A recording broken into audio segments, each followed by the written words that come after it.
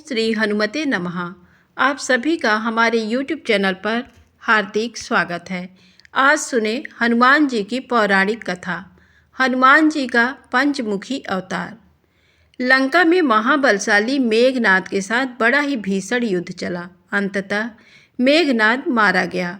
रावण, जो अब तक मद में चूर था, राम सेना, खास तौर पर लक्ष्मण का पराक्रम सुनकर थोड़ा तनाव में आया। रावण को कुछ दुखी देखकर रावण की मां कैकसी ने उसके पाताल में बसे दो भाइयों अहिरावण और महिरावण की याद दिलाई। रावण को याद आया कि ये दोनों तो उसके बचपन के मित्र रहे हैं। लंका का राजा बनने के बाद उनकी सुध ही नहीं रही थी।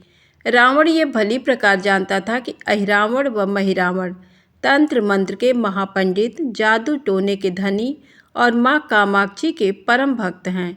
रावण ने उन्हें बुला भेजा और कहा कि वह अपने छल बल कौशल से श्री राम व लक्ष्मण का सफाया कर दे। ये बात दूतों के जरिए विभीषण को पता लग गई। युद्ध में अहिरावण व महिरावण जैसे परम मायावी के शामिल होने से विभीषण चिंता में पड़ गए। लंका में महाबलशाली मेघनाद के साथ बड़ा ही भीषण युद्ध चला। अंततः मेघनाद मारा गया। रावण, जो अब तक मद में चूर था, राम सेना, खास तौर पर लक्ष्मण का पराक्रम सुनकर थोड़ा तनाव में आया। रावण को कुछ दुखी देखकर रावण की मां कैकसी ने उसके पाताल में बसे दो भाइयों अहिरावण और महिरावण की याद दिलाई। रावण को याद आया कि ये दोनों तो उसके बचपन के मित्र रहे हैं। लंका का राजा बनने के बाद उनकी सुध ही नहीं रही थी। रावण ये भली प्रकार जानता था कि अहिरावण व महिरावण तंत्र मंत्र के महापंडित, जादू टोने के धनी और माँ कामाक्षी के परम भक्त हैं। रावण ने उन्हें बुला भेजा और कहा कि वह अपने छल बल कौशल से श्री राम व लक्ष्मण का सफाया कर दे। ये बात दूतों के जरिए विभीषण को पता लग गई। युद्ध में अहिरावण व महिरावण जैसे परम मायावी के शामिल होने से विभीषण चिंता में पड़ गए। विभीषण को लगा कि भगवान श्री राम और लक्ष्मण की सुरक्षा व्यवस्था और कड़ी करनी पड़ेगी। इसके लिए उन्हें सबसे बेहतर लगा कि इसका जिम्मा परम वीर हनुमान जी को सौंप दिया जाए। राम लक्ष्मण की कुटिया लंका में सुमेरु पर्वत पर बनी थी। हनुमान जी ने भगवान श्री राम की कुटिया के चारों ओर एक सुरक्षा घेरा खींच दिया। कोई जादू टोना, तंत्र मंत्र का असर या मायावी राक्षस इसके भीतर नहीं घुस सकता था। अहिरावण और महिरावण श्री राम और लक्ष्मण को मारने उनकी कुटिया तक पहुँचे, पर इस सुरक्षा घेरे के आगे उनकी एक न चली, असफल रहे। ऐसे में उन्होंने एक चाल चली।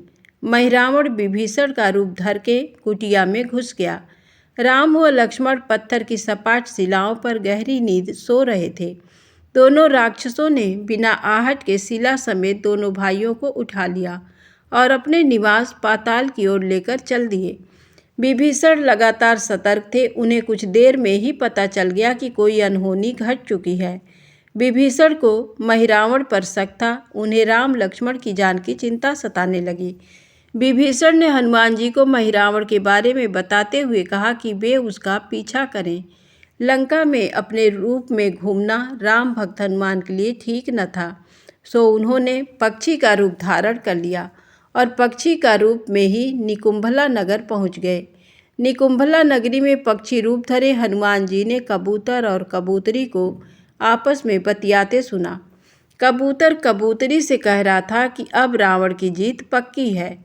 अहिरावण व महिरावण राम लक्ष्मण को बलि चढ़ा देंगे, बस सारा युद्ध समाप्त। कबूतर की बातों से ही बजरंग बली को पता चला कि दोनों राक्षस राम लक्ष्मण को सोते में ही उठाकर कामाक्षी देवी को बलि चढ़ाने पाताल लोक ले गए हैं। हनुमान जी वायु वेग से रसातल की ओर बढ़े और तुरंत वहां पहुंचे।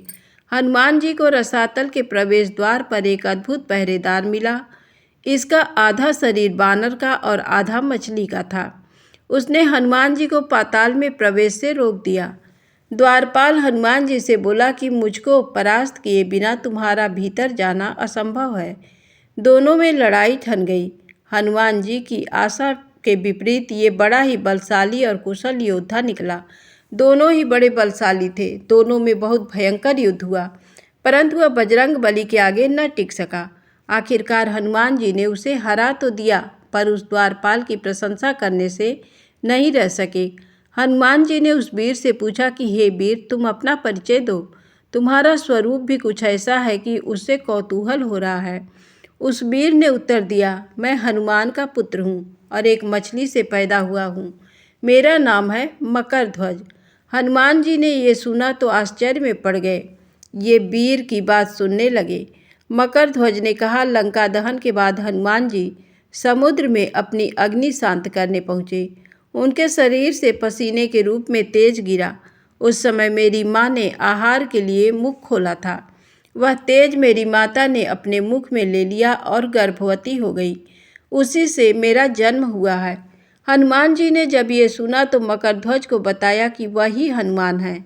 मकरध्वज ने हनुमान जी के चरण स्पर्श किए और हनुमान जी ने भी अपने बेटे को गले लगा लिया और वहाँ आने का पूरा कारण बताया। उन्होंने अपने पुत्र से कहा कि अपने पिता के स्वामी की रक्षा में सहायता करो। मकरध्वज ने हनुमान जी को बताया कि कुछ ही देर में राक्षस बलि के लिए आने वाले हैं। बेहतर होगा कि आप रूप बदलकर कामाक्षी के मंदिर में जाकर बैठ जाएं। उनको सारी पूजा झरोखे से करने को कहें। हनुमान जी ने पहले तो मधुमक्खी का वेश धरा और माँ कामाक्षी के मंदिर में घुस गए। हनुमान जी ने माँ कामाक्षी को नमस्कार कर सफलता की कामना की और फिर पूछा, हे माँ, क्या आप वास्तव में श्री राम जी और लक्ष्मण जी की बलि चाहती हैं? हनुमान जी के इस प्रश्न पर माँ कामाक्षी ने उत्तर दिया कि नहीं, मैं तो दुष्ट अहिरावण व महिरावण की बलि चाहती हूँ। ये दोनों मेरे भक्त तो हैं पर अधर्मी और अत्याचारी भी हैं। आप अपने प्रयत्न करो, सफल रहोगे। मंदिर में 5 दीप जल रहे थे। अलग अलग दिशाओं और स्थान पर माँ ने कहा, ये दीप अहिरावण ने मेरी प्रसन्नता के लिए जलाए हैं। जिस दिन ये एक साथ बुझा दिए जा सकेंगे उसका अंत सुनिश्चित हो सकेगा। इस बीच गाजे बाजे का शोर सुनाई देने लगा। अहिरावण महिरावण बलि चढ़ाने के लिए आ रहे थे। हनुमान जी ने अब माँ कामाक्षी का रूप धरा। जब अहिरावण और महिरावण मंदिर में प्रवेश करने ही वाले थे कि हनुमान जी का महिला स्वर गूंजा। हनुमान जी बोले, मैं कामाक्षी देवी हूँ और आज मेरी पूजा झरोखे से करो। झरोखे से पूजा आरंभ हुई। ढेर सारा चढ़ावा माँ कामाक्षी को झरोखे से चढ़ाया जाने लगा। अंत में बंधक बलि के रूप में राम लक्ष्मण को भी उसी से डाला गया। दोनों बंधन में बेहोश थे। हनुमान जी ने तुरंत उन्हें बंधन मुक्त किया। अब पाताल लोक से निकलने की बारी थी, पर उससे पहले माँ कामाक्षी के सामने अहिरावण महिरावण की बलि देकर उनकी इच्छा पूरी करना और दोनों राक्षसों को उनके किए की सजा देना शेष था। अब हनुमान जी ने मकरध्वज को कहा कि वह अचेत अवस्था में लेटे हुए भगवान राम और लक्ष्मण का खास ख्याल रखे और उसके साथ मिलकर दोनों राक्षसों के खिलाफ युद्ध छेड़ दिया। पर यह युद्ध आसान न था। अहिरावण और महिरावण बड़ी मुश्किल से मरते तो फिर 5-5 के रूप में जिंदा हो जाते।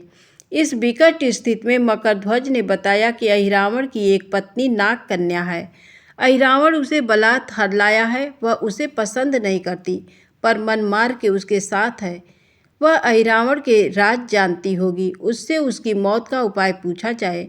आप उसके पास जाएं और सहायता मांगे। मकरध्वज ने राक्षसों को युद्ध में उलझाए रखा और उधर हनुमान अहिरावण की पत्नी के पास पहुँचे।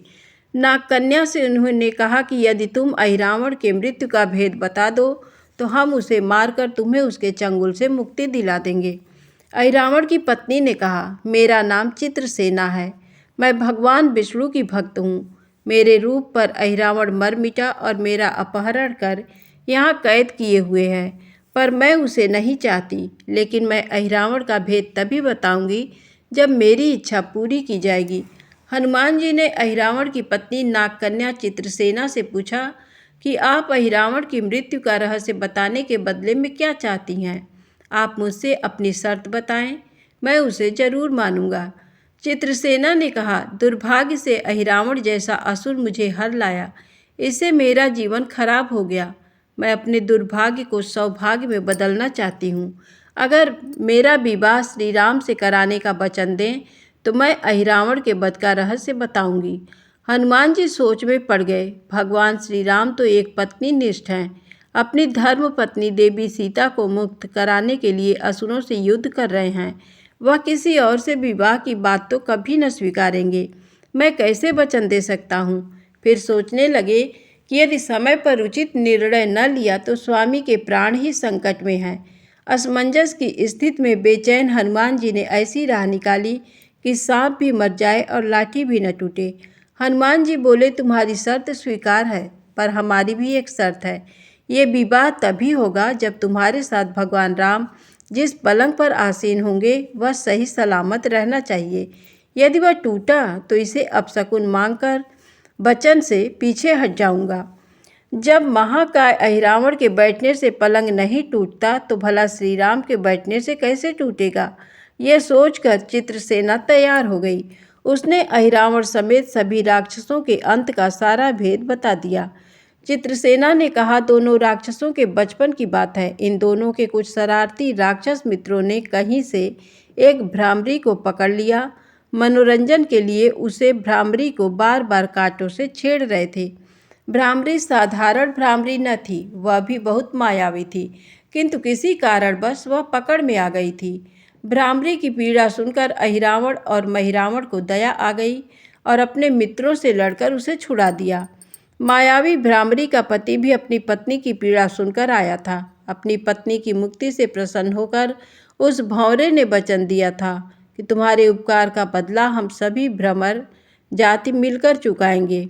ये भंवरे अधिकतर उसके शयन कक्ष के पास रहते हैं। ये सब बड़ी भारी संख्या में हैं। दोनों राक्षसों को जब भी मारने का प्रयास हुआ है और ये मरने को हो जाते हैं, तब भ्रमरी उनके मुख में एक बूंद अमृत का डाल देते हैं। इस अमृत के कारण ये दोनों राक्षस मरकर भी जिंदा हो जाते हैं। इनके कई कई रूप उसी अमृत के कारण हैं। इन्हें जितनी बार फिर से जीवन दिया गया उनके उतने नए रूप बन गए हैं। इसलिए आपको पहले इन भौरों को मारना होगा। हनुमान जी रहस्य जानकर लौटे। मकरध्वज ने अहिरावण को युद्ध में उलझा रखा था, तो हनुमान जी ने भौरों का खात्मा शुरू किया। वे आखिर हनुमान जी के सामने कहाँ तक टिकते। जब सारे भ्रमर खत्म हो गए और केवल एक बचा तो वह हनुमान जी के चरणों में लौट गया। उसने हनुमान जी से प्राण रक्षा की याचना की। हनुमान जी पसीज गए। उन्होंने उसे क्षमा करते हुए एक काम सौंपा। हनुमान जी बोले, मैं तुम्हें प्राणदान देता हूँ, पर इस शर्त पर कि तुम यहाँ से तुरंत चले जाओगे और अहिरावण की पत्नी के पलंग की पाटी में घुसकर जल्दी से जल्दी उसे पूरी तरह खोखला बना दोगे। भौरा तत्काल चित्रसेना के पलंग की पाटी में घुसने के लिए प्रस्थान कर गया। इधर अहिरावण और महिरावण को अपने चमत्कार के लुप्त होने से बहुत अचरज हुआ, पर उन्होंने मायावी युद्ध जारी रखा। भ्रमरों को हनुमान जी ने समाप्त कर दिया। फिर भी हनुमान जी और मकरध्वज के हाथों अहिरावण और महिरावण का अंत नहीं हो पा रहा था। ये देखकर हनुमान जी कुछ चिंतित हुए। फिर उन्हें कामाक्षी देवी का वचन याद आया। देवी ने बताया था कि अहिरावण की सिद्धि है कि जब पांचों दीप को एक साथ बूझेंगे तभी से नए नए रूप धारण करने में असमर्थ होंगे और उनका वध हो सकेगा।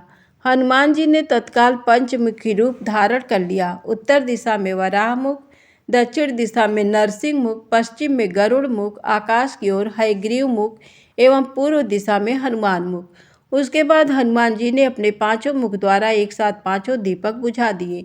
अब उनके बार बार पैदा होने और लंबे समय तक जिंदा रहने की सारी आशंकाएं समाप्त हो गई थी।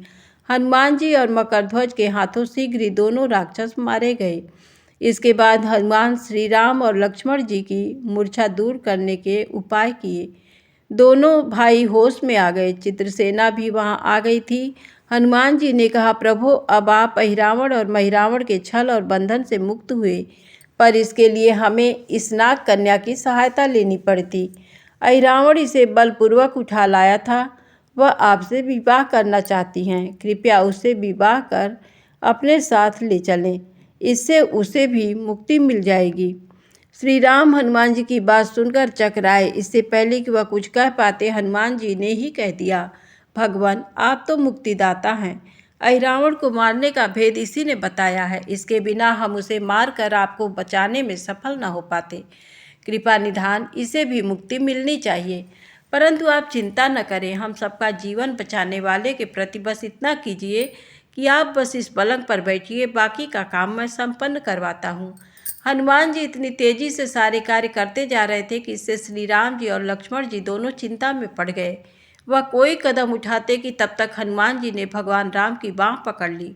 हनुमान जी ने भावावेश में प्रभु श्री राम की बाँह पकड़कर चित्रसेना के उस सजे धजे विशाल पलंग पर बिठा दिया। श्री राम कुछ समझ पाते कि तभी पलंग की खोखली पाटी चरमराकर टूट गई। पलंग धराशायी हो गया। चित्रसेना भी जमीन पर आ गिरी। हनुमान जी हंस पड़े और फिर चित्रसेना से बोले, अब तुम्हारी शर्त तो पूरी हुई, इसलिए ये विवाह नहीं हो सकता। तुम मुक्त हो और हम तुम्हें तुम्हारे लोक में भेजने का प्रबंध करते हैं। चित्रसेना समझ गई कि उसके साथ छल हुआ है। उसने कहा कि उसके साथ छल हुआ है।